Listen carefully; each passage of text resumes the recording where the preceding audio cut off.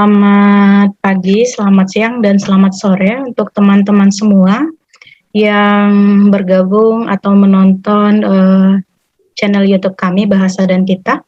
Kali ini narasumber kita berasal dari Medan dengan Pak Sihar di sini. Beliau adalah dosen di Prodi Teknik Konversi Energi jurusan Teknik Mesin Politeknik Negeri Medan. Dan kali ini kita akan berbincang-bincang terkait Family Language Policy, kebijakan berbahasa keluarga di keluarga Pak Sihar. Selamat siang Pak Sihar. Selamat siang Bu. Apa kabar Pak Sihar? Sudah lama tidak ketemu. Iya, sehat Bu. Sehat. Oke.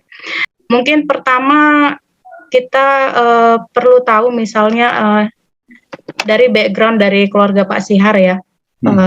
Pak Sihar mau menceritakan secara singkat asal dari keluarga Pak Sihar, dari mana, suku apa, dan bahasa yang dikuasai oleh Pak Sihar dan digunakan sehari-hari.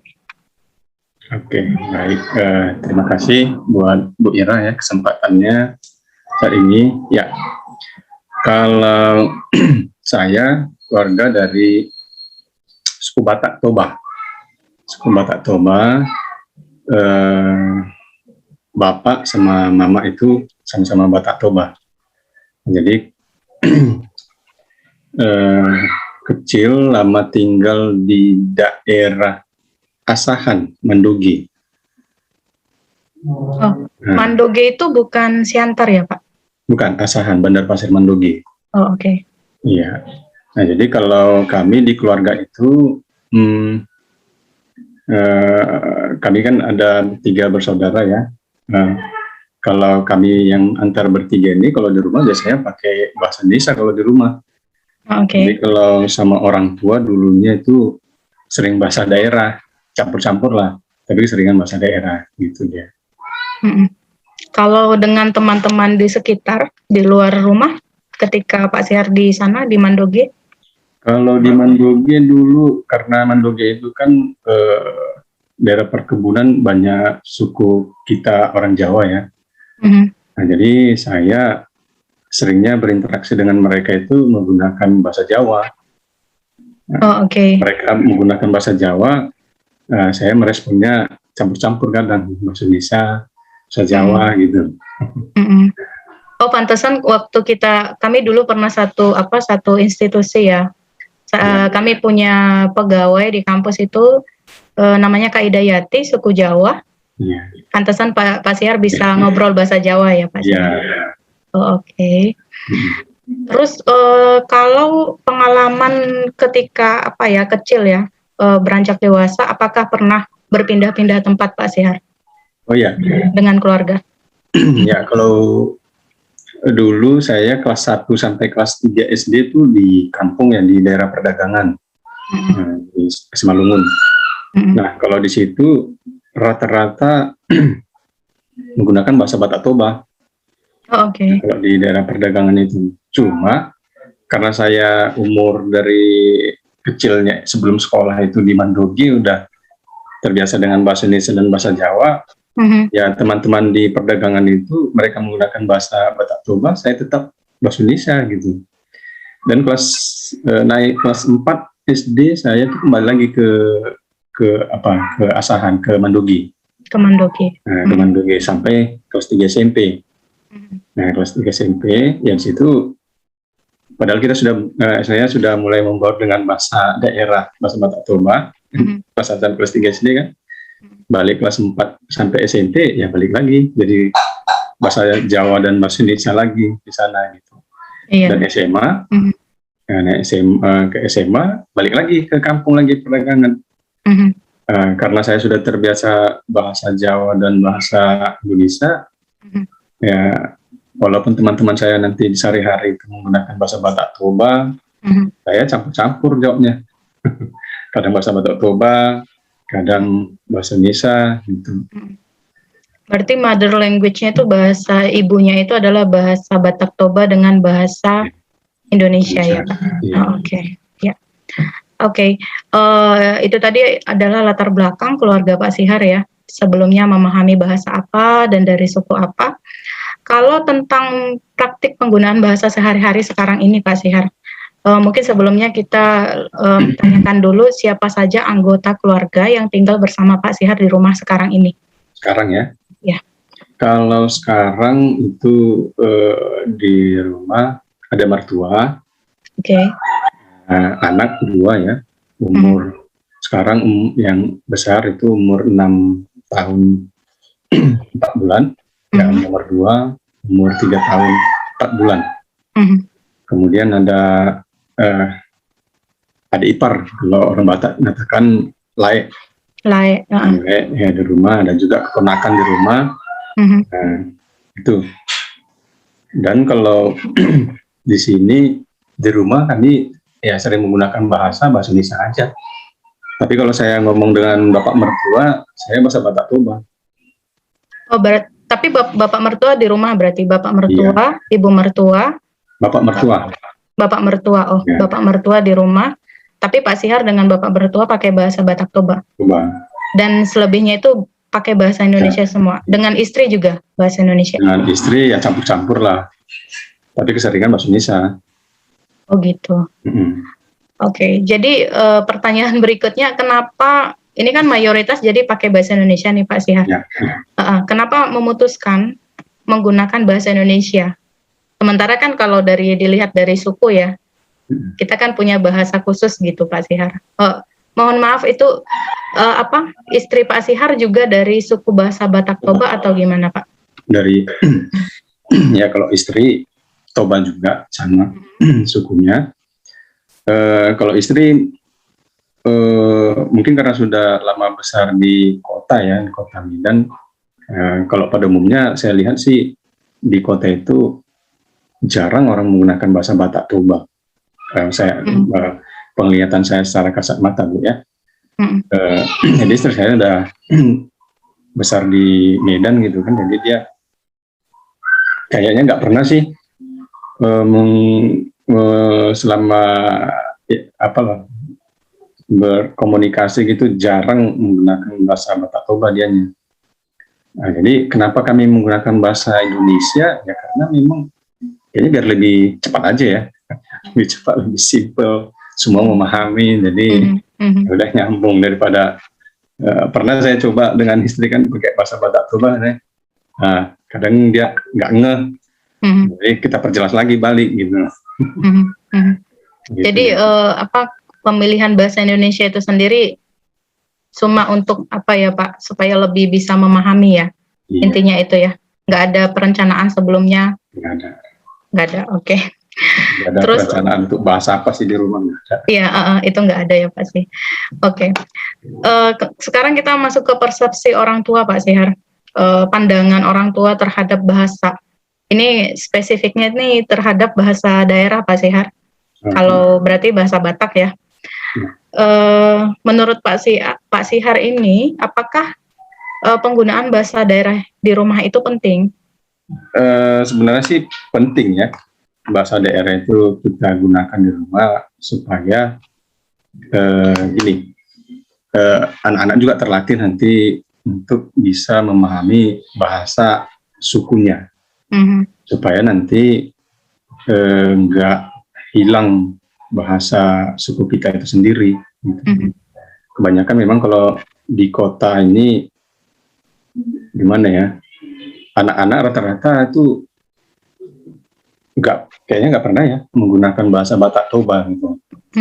Jadi pengalaman dulu waktu kuliah juga di Medan, karena saya menggunakan bahasa Indonesia begitu dengan teman satu suku Batak Toba gitu. Ya kadang dia memberikan coba kita kembangkanlah bahasa Batak Toba gitu. Karena maaf kata kita salut dengan orang Karo ya, Asu Karo. Mereka itu gimana aja sesama mereka itu menggunakan bahasa Karo gitu. Iya, bangga mereka gitu. Jadi saya cukup tertegun gitu ketika ditegur sama teman saya gitu. Kenapa nggak pakai bahasa Toba aja? Gitu. Jadi situ di kampus juga dulu kita sambil berlatih bahasa Batak Toba itu supaya melestarikan lah. Jadi saya pun berprinsip dalam keluarga benar juga ya, bagaimana supaya bahasa kita itu kearifan dari budaya kita itu nggak hilang dari keturunan kita gitu. Jangan pula nanti kan anak kita nggak paham lagi bahasa Toba, terakhir jadi les bahasa Batak Toba pula ya kan, biaya lagi. Jadi mumpung orang tuanya masih paham bahasa Batak Toba, bisa kita ini kan ya, sehari-hari kita praktekkan gitu. Tapi kalau di kenyataannya sekarang ini kan belum ini ya Pak, belum diajarkan ya. Ini rencana Pak Syihar, adakah rencana mungkin nanti Gabriel di umur berapa akan diajak komunikasi pakai bahasa Batak Toba atau gimana Pak Syihar? Kalau saya kan Kristiani ya, gereja suku. Ya. Jadi salah satu alasan saya juga tetap di gereja suku ini itu karena mempertahankan budaya Batak Tobanya. Jadi sebenarnya karena sekarang lagi pandemi aja Bu ya, nggak ada untuk anak-anak ya. Biasanya mereka juga kalau ada ibadah anak-anak itu ada juga bahasa Batak Tobanya, situ mereka belajar juga gitu. Jadi sebenarnya dari ibadah itu mereka sudah belajar. Tapi kalau di rumah ya untuk anak-anak yang mungkin sambil-sambil lah Bu, kadang ya 1-2 kata udah mulai kita kasih sih sebenarnya 1-2 kata sama anak-anak gitu. Tapi kalau lingkungan bermain juga nggak ada ya Pak bahasa Batak Toba ya? Nggak ada. Oke. Ya kalau orang Batak itu biasanya kalau tidak bisa bahasa Batak Toba itu tahu nggak Pak Syihar dibilang dale ya? Dale, badal. Oke, jadi Pak Syihar memang Pak Syihar adalah seorang Kristiani, berada di gereja kesukuan ya, HKBP. Mungkin teman-teman bisa searching ya. Kemudian di HKBP ini mostly bahasa yang digunakan adalah bahasa Batak Toba, mulai dari kitab suci, bernyanyi dan semuanya dalam bahasa Batak Toba. Jadi mungkin anak-anak nantinya bisa belajar juga bahasa Batak Toba dari kegiatan sekolah minggunya gitu. Iya. Oke, jadi menurut Pak Syihar, apa bahasa yang akan diprioritaskan, diutamakan nanti untuk anak-anak? Apakah mungkin bahasa nasional, bahasa daerah, atau bahasa asing, misalnya bahasa Inggris, begitu Pak Syihar? Kalau bahasa Indonesia sih sebenarnya sudah sejak begitu lahir kita sudah cakap dengan bahasa Indonesia ya, dengan anak-anak kan. Ya sebenarnya itu sudah menjadi prioritas sebenarnya supaya gampang memahami. Tapi kalau untuk pengembangan diri dan bahasa Batak Toba, Batak Toba sih seperti yang saya bilang tadi Bu, kita ajarkan sedikit demi sedikit sebenarnya, karena mumpung kita masih bisa memahami, supaya nanti mereka nggak terputus dalam pemahaman bahasa Batak Toba tadi. Ya, mumpung masih bisa gratis gitu kan. Iya benar. Nah, mungkin kalau pertanyaannya prioritas untuk belajar secara intens mungkin ya. Nah, kalau belajar secara intens ya kita prioritaskan bahasa asing itu ya bahasa Inggris, bahasa Hokkien gitu. Oh, Hokkien juga ya Pak. Bahasa bukan bahasa Hokkien, apa namanya? Mandarin. Iya. Oh, oke. Nah, kembali lagi ke itu Pak, kayaknya menarik sih. Mungkin saya pengen tahu perspektif dari Pak Syihar. Kalau di kitab suci Kristiani ya, di Bible ya.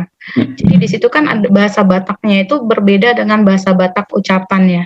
Yang kita pakai sehari-hari.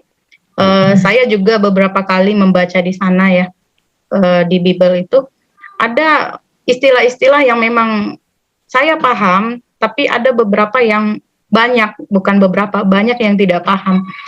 Itu menurut Pak Syihar gimana? Apakah itu masuk ke bahasa Batak halus atau gimana Pak Syihar? Iya, kalau bahasa Batak Toba ini sama seperti kayak bahasa Inggris sebenarnya Bu. Kalau saya pahami ya, ada bahasa sehari-harinya, ada bahasa formalnya. Formalnya. Iya.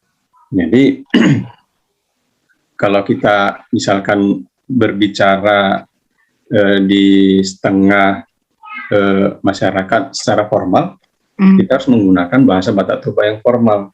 Dan saya pribadi memang memahami bahasa Batak Toba yang formal ini juga kadang kurang paham. Ya, kadang kalau seperti yang Ibu katakan tadi di Bible itu memang banyak yang kita nggak paham langsung gitu, tapi maksudnya ngerti. Iya. Jadi kadang kalau saya nggak paham, sekarang kan udah ada di Google gitu, Google bahasa Batak Toba. Nah, jadi bisa kita searching, oh ini maksudnya, ini artinya. Iya. Itu kadang-kadang orang memang kurang paham ya, mungkin.